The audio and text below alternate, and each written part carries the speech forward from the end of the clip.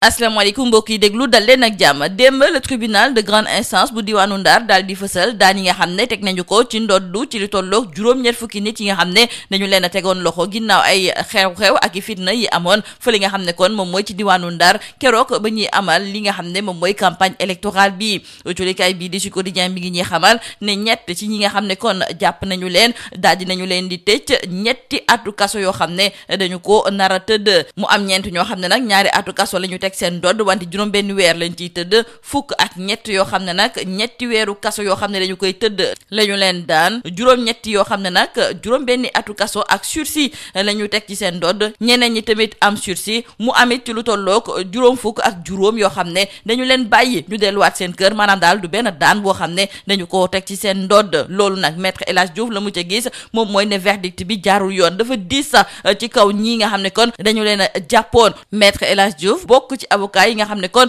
ñoom ñoo doon layal ay garde du corps sàmm sa kàddu daal dinay xamle ne ñoom dañoo fas yéene nag interjeté appel maanaam daal mbir yi du yem foofu de faw ñu daal di koy wéyal ba keroog nag ñu leen di bàyyi ñoom ñëpp ndaxte def ñu lenn loo xam ne nag tey jii moom moo waroon tax ñu leen di tëj kaso autolikaay bii di Subatel moom it ma ngay ñëwaat ci daan yi nga xam ne teg nañu ko ci ndoddu ñii nga xam ne ñoom ñooy ay garde du corps waa sàmm sa kàddu ndaxte ci lu tolloo ko juróom-ñetti fukk yoo xam ne dañu leen a jàppoon juróom-benn fukk yi de mujjee nañu leen bàyyi ñetti ñi ñoom dañ leen a condamné teg ñetti atu kaso yoo xam ne dañu ko nar a tëdd ñeneen ñi tamit ñu am ay peine yoo xam ne daal mi ngi toll ci ñaar jàpp ñetti weeru kaso yoo xam ne dañu ko fas yéene tëdd autolikaay bii di Rewmi Quotidien it di ñëwaat ci verdict bi nga xam ne moom moo fasee démb ginnaaw ba tribunal de grande instance bu Saint-Louis doon ko liñatu ñu daal di jukki nag ci coow lu métti bi nga xam ne moom moo am ci diggante njiitu réewum France di Emmanuel Macron ak joriñ gu njëkk gi di Ousmane Sonko autolikaay bii di Vox Populi moo ñu xamal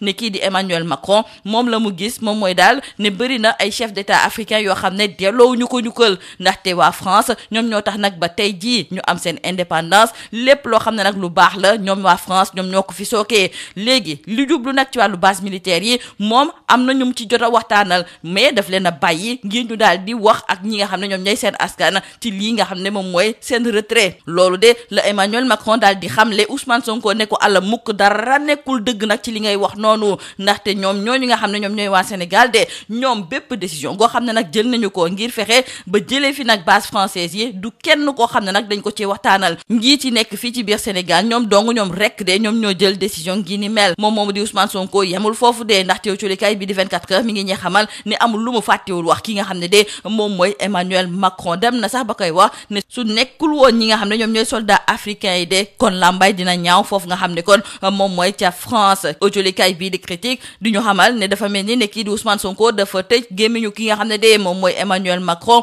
autolikaay bii di yor bi tamit di ñëwaat ci tontu bu saf sàpp bi nga xam ne moom la Ousmane Sonko daal di tontu ki nga xam ne de moom mooy Emmanuel Macron doon ko xamal ne bu dul woon engagement wu soldats africains yi mën na am ba léegi nag France Allemagne moo koy teg loxo autolikaay bii di L'As moom it di ñëwaat ci lii nga xam ne moom la Emmanuel Macron daal di fësal ndaxte moom daal la mu gis moom mooy chef d'état africain yi fay ñu naar bi xoromam ndaxte ak li leen France defaral lépp amul lu ñuy def lu dul xëy di wax ne na fi France jógee moonte dafa mel ni ne ci kàddu yooyu nga xam ne moom la kii di Emmanuel Macron daal di fësal Ousmane Sonko tontu na ko ci tontu bu saf sàpp ñu jukki nag ci coow lu métti li nga xam ne moom moo am ci biir parti bi di Pastef autolikaay bi di Tribune moo ñuy xamal ne dafa mel ni ne Fadilou Keita moom moo jiite nag li nga xam ne de moom mooy rébellion bi maanaam daal moom dafa daal di fippu jëmale ko nag ci ki nga xam ne de moom mooy Diomaye moom di Fadilou Keita autolikaay bi di Tribune ne pourtant de Ousmane Sonko moom mi nga xam ne moom moo jiite parti bi di Pastef woote na jàmm woote na dal wante dafa mel ni ne Fadilou Keita moom faalewul li ni mel ndaxte la mu gis moom mooy ne la xew foofu nga xam ne moom mooy ca Pastef erreur bu grave la autolikaay bi di Les Échos nañu Fadilou Keita moom de mer na ba futt te meram googu nag daf ko fësal wante autolikaay bi di Les Échos mi ngi ci yokk lu ñu xamal ne Ansou Sambo bokk tamit ci biir parti bi di Pastef moom it daal dinay tontu ki nga xam ne de moom mooy Fadilou Keita CNRA tab yu mujj yi nga xam ne moom moo fa amoon autolikaay bi di Point Actu mi ngi ñuy xamal ne waa CDEPS di kuréel bi nga xam ne moom moo ëmb patron de presse yi ñoom nag ànduñu ci tey ànduñu ci ëllëg rax ci dolli ñoom la ñu gis moom mooy ne du ministre bi di Aliou Sall moom moo war a nekk di proposer ak i def lenn lu jublu ci wàll gi ni mel nee nañu nag njiitu réewum Sénégal di Bassirou Diomaye Diakhar Faye moom dong moom rek de moom moo mën a tabb ñuy bokk ci biir CNRA loolu moom moo tax ba waa CDEPS la ñu ñu gis moom mooy ne ñii nga xam ne kon ñoom ñoo nekk ci ministère de la communication ñoom maîtriser wuñu nag texte yi nga xam ne daal moom mooy tax ñu daal di taxawal yenn ci ay kuréel loolu moom moo tax ba ñoom gis nañu nag ne li ñuy faral di wax di jubal jubbanti loolu moom dañu ko war a di dëggal sax ci fépp. autolikaay bi di l'observateur moom moo ñuy nettali ne ay policiers yu bokk ci OCRTIS ñoom de fii ci biir Dakar tuuti moo ci desoon de ñu daal di ñàkk seen bakken la ko waral moom mooy ne dafa am ay trafiquants de drogue yoo xam ne ñoom it dañoo pare woon fas yéene woon jàmmarloo ak ñoom loolu sax moom moo taxoon ba ci seen moto yu ñu yéegoon dañoo daal di jubal directement ci barrage bi nga xam ne police daf ko faa tegoon ngir tere leen ñu jàll. autolikaay bi di l'observateur mi ngi ñuy nettali sax mbir yi na mu tëddee woon ak tamit fitna gi nga xam ne moom lañ ci nemmeeku benn élève sax bu bokk ci biir gang bi jot nañu ko teg loxo ci moom fekk nañ fa ci lu tolloog ñaar téeméer yu tegal juróom-ñaar fukk ak juróom-ñaari kilogramme ci wàllu sinébar jeexale ko mbir bu doy waar bi moom la autolikaay bi di libération daal di xëyee mi ngi ñi xamal ne benn xale bu am ñetti at la ñu daal di faat ba pare sànni ko ci ab fosse ci benn école bu nekk ca Kousaan nekk ca Goudiri. libération mi ngi ñi xamal ne gendarme yi daal di nañuy teg loxo ki def ñaawteef googu ndaxte bàyyi jiitleem la moom nag ba ñu ko laajee lan moo waral mu def ñaawteef gi ni mel mu daal di xamle ne dafa bëggoon fayu ci jëf bi nga xam ne moom la soxnaam daal di def maanaam daal daf ko nëbboon ne dafa ëmboon laata nag mu koy takk li ni mel nag moo ko naqari mu mujjee nag fayu ci doomam bii nga xam ne mi ngi amoon ci lu tolloog ñetti at lii moo nekkoon mboxtulikat yi li gën a fës ci biir autolikaay yi ñu leen di ñaanal njeexte lu bës ak jàmm. Mesdames et messieurs, bonjour. Le verdict dans l'affaire des 80 personnes arrêtées pour violence électorale à Saint-Louis est connu. Nos confrères de Sud Quotidien nous informent qu'hier, Dame Justice a condamné 3 d'entre elles à 3 ans d'emprisonnement ferme, à 2 ans dont 6 mois ferme. 13 d'entre elles écopent de 3 mois de prison ferme, 8 autres personnes à 6 mois avec sursis et 30 personnes ont été condamnées à 3 mois avec sursis et 55 d'entre elles ont recouvré la liberté car ayant été relaxées. Par rapport à cette peine, nos confrères du journal Le Sud Quotidien trouvent que le tribunal de grande instance de Saint-Louis a eu la main lourde. Et ce verdict rendu hier n'a pas plu à Maître El Hadji Diouf, l'un des avocats de la défense qui s'est dit déçu mais pas surpris être convaincu de l'innocence de ses clients. Les avocats vont interjeter appel et selon Maître El Hadji Diouf, ils vont gagner car ils ont suffisamment d'arguments. Dans le journal Subatel, nos confrères nous parlent également de ce verdict et écrivent qu'il y a fortune diverse pour les gardes du corps de Barthélémy Diaz. Sur plus de 80 prévenus, une soixantaine relaxés au bénéfice du doute, 3 ont été condamnés à 3 ans de prison ferme, d'autres ont écopé de peines allant de 2 ans à 3 mois de prison ferme. Nos confrères de Rewmi Quotidien nous parlent également de ces fortunes diverses donc concernant le verdict prononcé hier par le tribunal de grande instance de Saint-Louis. Départ négocié des bases françaises, c'est la guerre des mots entre le président français Emmanuel Macron et le premier ministre Ousmane Sonko. Nos confrères du journal Vox Populi nous rapportent les propos du président français qui déclare que c'est la France qui a proposé aux chefs d'État africains de réorganiser leur présence et la France leur a laissé la primauté de l'annonce. Pour nos confrères du journal Vox Populi, Macron narre l'histoire à sa façon et Ousmane Sonko le dément. Nos confrères du journal 24 heures trouvent plutôt que le premier ministre Ousmane Sonko a pulvérisé Emmanuel Macron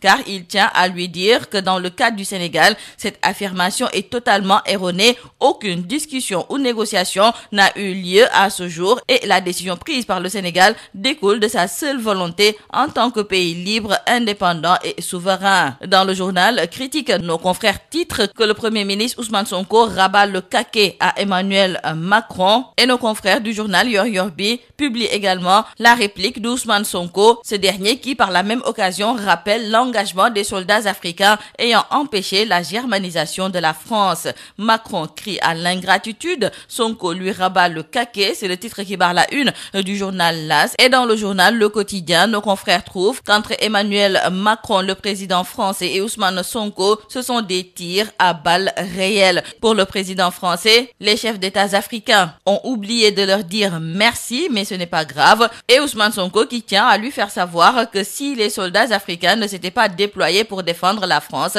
celle-ci sont encore allemandes. Parlons à présent de ces turbulences au sein du parti PASTEF avec Fadilou Keïta qui, selon nos confrères du journal Tribune, dirige la rébellion contre Diomaye. Malgré l'appel au calme du chef chef du parti PASTEF. Le feu couve sous le parti. Ce projet ne peut pas se résumer à la seule personne de Sonko, a déclaré Fadilou Keïta, qui trouve que ce qui s'est passé au sein du parti PASTEF, c'est extrêmement grave. Pour nos confrères du journal Les Échos, Fadilou Keïta a laissé éclater sa colère. Nos confrères du journal Direct News nous rapportent également les propos de Fadilou Keïta, mais dans le journal Les Échos, c'est Ansou Sambou, un membre du parti PASTEF, qui descend Fadilou Keïta, et ce dernier n'a pas été du tout tendre avec lui. Nomination au CNRA, le CDEPS vent debout contre Aliou Sall, nous disent nos confrères du journal Point Actu. Pour le CDEPS, la nomination des membres du CNRA relève exclusivement des prérogatives du président de la République. Le CDEPS pointe une méconnaissance manifeste de la loi de la part du ministre de la Communication, et selon cette structure, le slogan Djub Djubal Djubanti ne doit pas se réduire à des paroles creuses. Dans le journal L'Observateur, nos confrères nous font savoir que des policiers de Locartis ont échappé à la mort. En effet, des trafiquants de drogue armés et protégés par des motos ont foncé droit sur leur barrage, et nos confrères nous font le récit d'une nuit de course-poursuite où la police a fait face à une violence inouïe. D'ailleurs, une élève membre supposée du gang a été arrêtée avec 277 kg de drogue. Et nous terminons par nos confrères du journal Libération qui nous parle de ce qui a été tué et jeté dans la fosse d'une école à Koussan, c'est à Goudiri. L'enfant de 3 ans a été étranglé à mort par son beau-père. Ce dernier, arrêté par les gendarmes, est passé aux aveux. Il affirme qu'il voulait se venger de son épouse qui lui aurait caché sa grossesse avant leur mariage. C'est tout à vos journaux et très bonne lecture.